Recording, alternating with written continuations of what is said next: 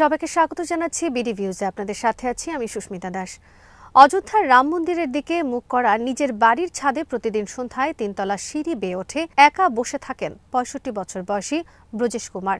কয়েক দশক ধরে তিনি নিজের চোখের সামনে দেখেছেন একসময় শান্ত ছোট্ট শহর অযোধ্যা কিভাবে ভারতের হিন্দু জাতীয়তাবাদী রাজনীতির সবচেয়ে গুরুত্বপূর্ণ প্রতীক হয়ে উঠেছে। উত্তরপ্রদেশের এই শহরে যে স্থানে আজ বিশাল রাম মন্দির দাঁড়িয়ে আছে সেখানে একসময় ছিল 1600 শতকে নির্মিত বাবরি মসজিদ। 1992 সালে উগ্র হিন্দুত্ববাদী জনতা সেই মসজিদ ভেঙে ফেলে, যার জেরে সারা ভারতে ভয়াবহ সাম্প্রদায়িক দাঙ্গা ছড়িয়ে পড়ে এবং প্রায় 2000 মানুষ নিহত হন, যাদের অধিকাংশই ছিলেন মুসলিম।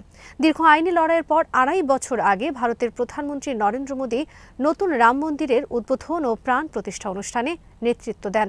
বহু হিন্দুর বিশ্বাস, ধর্মীয় মহাকাব্য রামায়ণের নায়ক ও হিন্দুদের পূজিত দেবতা রামের জন্মস্থান এই অযোধ্যায়। আল জাজিরার অনুসন্ধান থেকে আরও জানাচ্ছেন ওয়াহিদ ফারুকি।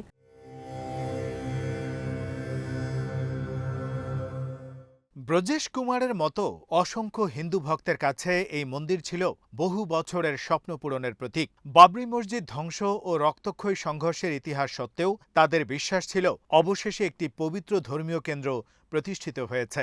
কিন্তু সেই বিশ্বাসে এখন বড় ধাক্কা লেগেছে। গত 1 মাস ধরে রাম মন্দিরের ব্যবস্থাপনা নিয়ে বিস্ফোরক দুর্নীতির অভিযোগ সামনে এসেছে। অভিযোগ উঠেছে ভক্তদের দেয়া কোটি কোটি রুপির দান এবং মূল্যবান স্বর্ণ রৌপ্য অলংকার আত্মসাৎ করা হয়েছে। এই অভিযোগ শুধু মন্দির প্রশাসনের বিরুদ্ধে নয়, বরং সেই পুরো ব্যবস্থার বিরুদ্ধে, যাকে এতদিন হিন্দু ধর্মীয় আবেগের প্রতীক হিসেবে তুলে ধরা হয়েছিল।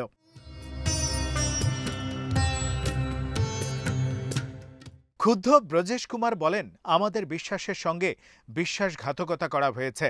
যারা মন্দির পরিচালনা করছে তারা আমাদের ধর্মীয় অনুভূতিকেই লুট করেছে। এভাবে চলতে থাকলে একদিন ধর্মের নামেই আমাদের সবাইকে বিক্রি করে দেবে আর নিজেরা অর্থে ভরে যাবে। এই অভিযোগকে ঘিরে ইতিমধ্যেই পুলিশ তদন্ত শুরু হয়েছে। একাধিক ব্যক্তি গ্রেপ্তার হয়েছেন এবং উত্তরপ্রদেশের রাজনৈতিক অঙ্গনেও তীব্র আলোড়ন সৃষ্টি হয়েছে। আগামী বছরের শুরুতেই রাজ্যে বিধানসভা নির্বাচন অনুষ্ঠিত হওয়ার কথা। ফলে এই ঘটনা রাজনৈতিকভাবেও অত্যন্ত গুরুত্বপূর্ণ হয়ে উঠেছে।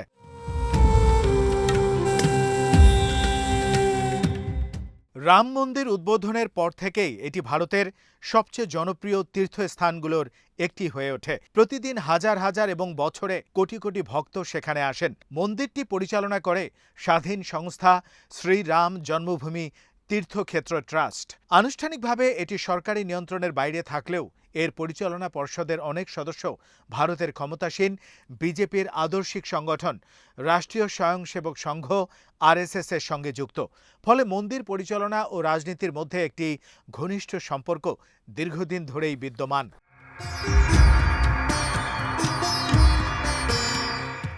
দুর্নীতির অভিযোগ প্রথম প্রকাশ্যে আনেন ট্রাস্টের হিসাব বিভাগের সাবেক তত্ত্বাবধায়ক মহিপাল সিং। তিনি দাবি করেন দানের অর্থের হিসাব নিকাশে বড় ধরনের অনিয়ম হয়েছে। তার অভিযোগ সামনে আসার পর ব্যাপক জনমত তৈরি হয়।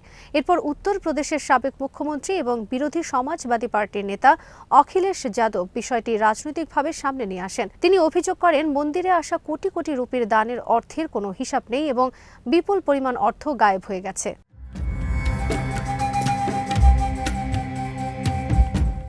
জনচাপ বাড়তে থাকায় বিজেপি নেতৃত্বাধীন উত্তরপ্রদেশ সরকার 3 সদস্যের একটি তদন্ত কমিটি গঠন করে।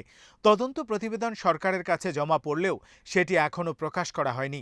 তবে তদন্তের পর পুলিশ একটি ফৌজদারি মামলা দায়ের করে এবং মন্দিরে নগদ অর্থ ও মূল্যবান দান সামগ্রী গণনার সঙ্গে জড়িত অন্তত 8 জনকে গ্রেপ্তার করে। এরপর আরও অনেক ভক্ত সামনে এসে অভিযোগ করেন তারা যে রূপার ইট, স্বর্ণালংকার, গয়না ও অন্যান্য মূল্যবান সামগ্রী মন্দিরে দান করেছিলেন সেগুলোর কোনো খোঁজ পাওয়া যাচ্ছে না।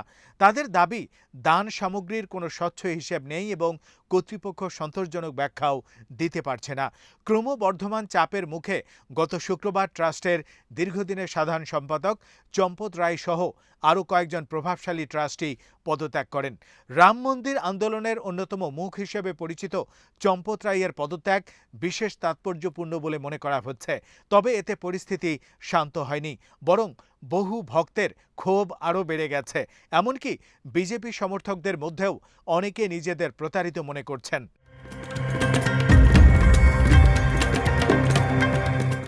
এই বিতর্কে উল্লেখযোগ্য কণ্ঠগুলোর একটি হল সন্তোষ দুবের। ১৯৯২ সালে বাবরি মসজিদ ভাঙার ঘটনায় অভিযুক্তদের একজন ছিলেন তিনি। নিজের ভূমিকা নিয়ে কখনোই লজ্জিত নন, বরং প্রকাশ্যেই তা স্বীকার করেছেন। বহু বছর ধরে আদালতে মামলা চলার পর ২০১৯ সালে ভারতের সুপ্রিম কোর্ট বিতর্কিত জমি হিন্দুদের হাতে তুলে দেয়, যদিও আদালত বাবরি মসজিদ ধ্বংসকে বেআইনি বলেই রায় দেয়। মুসলিমদের জন্য অযোধ্যার বাইরে বিকল্প জমি বরাদ্দ করা হয় নতুন মসজিদ নির্মাণের উদ্দেশ্যে। পরে ২০২০ সাল পর্যন্ত প্রমাণের অভাবে সন্তোষ দুবে সহ অভিযুক্তদের খালাস দেয়া হয়। কিন্তু আজ সেই দুবেই রাম মন্দিরের দুর্নীতির অভিযোগে ক্ষুব্ধ। তিনি বলেন, এই দুর্নীতি আমাকে গভীরভাবে ব্যথিত করেছে। এর শাস্তি মৃত্যুদণ্ডের কম হওয়া উচিত নয়। তার অভিযোগ, চতুর অসাধু ও নির্মম চোরেরা রাম মন্দির পরিচালনা করছে। তারা এমন এক ভয়ের পরিবেশ তৈরি করেছে যে কেউ তাদের বিরুদ্ধে কথা বলতে সাহস পাচ্ছে না।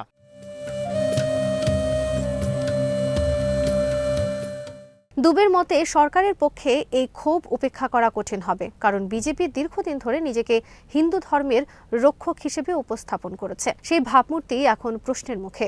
এটি অবশ্য ট্রাস্টকে ঘিরে প্রথম বিতর্ক নয়। ২০২১ সালেও অভিযোগ উঠেছিল, জনগণের দানের অর্থ ব্যবহার করে বাজার মূল্যের তুলনায় অনেক বেশি দামে জমি কেনা হয়েছে। তখনও ব্যাপক সমালোচনা হয়েছিল। তবে সাম্প্রতিক অভিযোগ আরও গুরুতর, কারণ এটি সরাসরি ভক্তদের দান আত্মসাতের অভিযোগ। আল জাজিরার পক্ষ থেকে যোগাযোগ করা হলেও বিজেপির মুখপাত্ররা এ বিষয়ে মন্তব্য করতে অস্বীকৃতি জানান।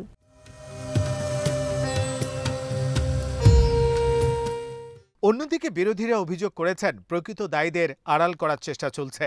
সমাজবাদী পার্টির নেতা অখিলেশ যাদব বলেন, সরকার শুধু নিম্ন পর্যায়ের কর্মীদের গ্রেপ্তার করছে, অথচ যাদের নির্দেশে পুরো দুর্নীতির কাঠামো তৈরি হয়েছে তাদের বিরুদ্ধে কোনো ব্যবস্থা নেওয়া হচ্ছে না। তিনি তদন্তের সম্পূর্ণ প্রতিবেদন প্রকাশ এবং নিরপেক্ষ তদন্তের দাবি জানান।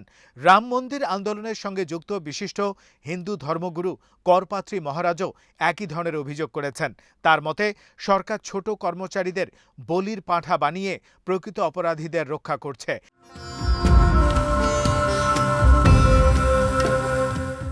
ভারতের সবচেয়ে জনবহুল রাজ্য উত্তরপ্রদেশের মুখ্যমন্ত্রী যোগী আদিত্যনাথ একজন হিন্দু সন্ন্যাসী থেকে রাজনৈতিক হওয়া নেতা।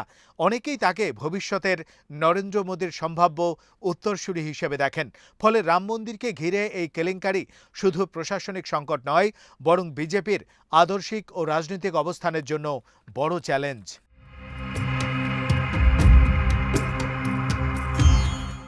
২০২৪ সালে জাতীয় নির্বাচনে উত্তরপ্রদেশে বিজেপি উল্লেখযোগ্য আসন হারায় এবং একক সংখ্যাগরিষ্ঠতা অর্জনে ব্যর্থ হয়।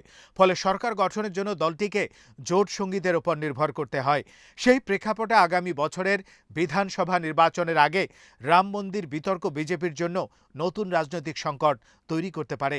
রাজনৈতিক বিশ্লেষক রশিদ কিদওয়াই মনে করেন, যদি আরও ধর্মীয় নেতা প্রকাশ্যে এই দুর্নীতির বিরুদ্ধে অবস্থান নেন, তাহলে বিজেপির উপর এর নেতিবাচক প্রভাব অত্যন্ত গভীর হবে। তার ভাষায়, এটি শুধুমাত্র একটি দুর্নীতির ঘটনা নয়, এটি মানুষের ধর্মীয় বিশ্বাসের সঙ্গে জড়িত। মানুষ তাই সহজে এটি ভুলবে না, বিশেষ করে এমন একটি রাজ্যে যার মুখ্যমন্ত্রী নিজেও একজন ধর্মীয় ব্যক্তিত্ব। কিদওয়াই আরও বলেন, এই ঘটনা বৃহত্তর একটি রাজনৈতিক বাস্তবতার দিকেও ইঙ্গিত করে। দীর্ঘদিন ধরে ধর্মীয় আবেগকে রাজনৈতিকভাবে ব্যবহার করে বিজেপি যে সুবিধা পেয়েছে, একই কৌশল এখন তাদের জন্য উল্টো বোঝা হয়ে দাঁড়াতে পারে। মানুষের বিশ্বাস যখন প্রশ্নবিদ্ধ হয়, তখন তার প্রতিক্রিয়া শুধু ধর্মীয় নয়, রাজনৈতিকও হয়।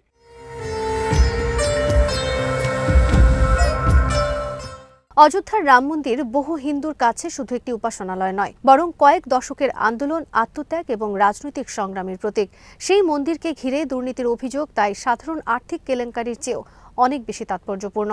এটি ধর্মীয় প্রতিষ্ঠানের জবাবদিহি, জনবিশ্বাস, রাজনৈতিক নৈতিকতা এবং ভারতের সাম্প্রতিক রাজনীতির কেন্দ্রবিন্দুকে একসঙ্গে প্রশ্নের মুখে দাঁড় করিয়েছে। তদন্তের চূড়ান্ত ফলাফল যাই হোক না কেন, এই বিতর্ক ইতোমধ্যেই প্রমাণ করেছে যে ধর্মীয় আবেগের উপরে দাঁড়িয়ে নির্মিত রাজনৈতিক বর্ণনা তখনই সবচেয়ে বড় সংকটে পড়ে, যখন সেই আবেগের প্রতীক প্রতিষ্ঠানটির সততা নিয়ে জনমনের সন্দেহ সৃষ্টি হয়।